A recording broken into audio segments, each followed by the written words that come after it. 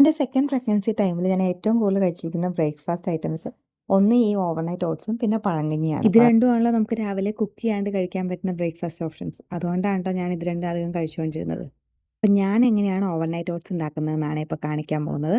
അതിനായിട്ട് ഒരു ഗ്ലാസ് ജാറിലേക്ക് ഒരാൾക്ക് 3 ടേബിൾ സ്പൂൺ എന്നുള്ള രീതിയിലാണ് ഞാൻ ഓട്സ് എടുക്കാറ്.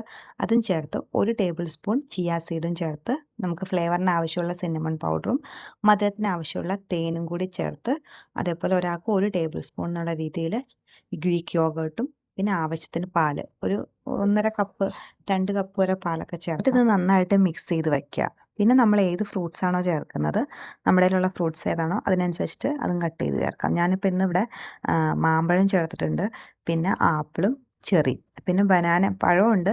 ആ പഴം രാവിലെ ചേർക്കുള്ളൂ, കാരണം അല്ലെങ്കിൽ അതിനൊരു ടേസ്റ്റ് ഡിഫറൻസ് വരും. പഴം രാത്രി ചേർത്ത് കഴിഞ്ഞാൽ പഴം മാത്രം രാവിലെ ചേർക്കും. ബാക്കി പഴങ്ങളെല്ലാം ഫ്രൂട്ട്സ് എല്ലാം കട്ട് ചെയ്ത് ചേർത്തതിന് ശേഷം നമുക്കത് അടച്ച് ഫ്രിഡ്ജിൽ വയ്ക്കാം. എന്നിട്ട് പിന്നെ രാവിലെ അതെടുത്തിട്ട് ഞാൻ പിന്നെ ഈ പഴവും കട്ട് ചെയ്ത് ചേർക്കും. പിന്നെ സീഡ്സും നട്ട്സോ എന്തെങ്കിലും ഉണ്ടെങ്കിൽ അതൊക്കെ നമ്മൾ ചെറുതായിട്ട് കട്ട് ചെയ്ത് ചേർത്ത് കഴിഞ്ഞാൽ നല്ല ഹെൽത്തി ആയിട്ടുള്ള എന്നാൽ അത്യാവശ്യം ടേസ്റ്റുള്ള ഒരു ബ്രേക്ക്ഫാസ്റ്റ് ഓപ്ഷനാണ് ഈ ഓവർനൈറ്റ് ഓട്സ്. അപ്പോൾ നമ്മൾ ട്രൈ ചെയ്ത് നോക്കിയിട്ടില്ല എന്നുണ്ടെങ്കിൽ ഒരു പ്രാവശ്യം എല്ലാവരും ഇത് ട്രൈ ചെയ്ത് നോക്കുക.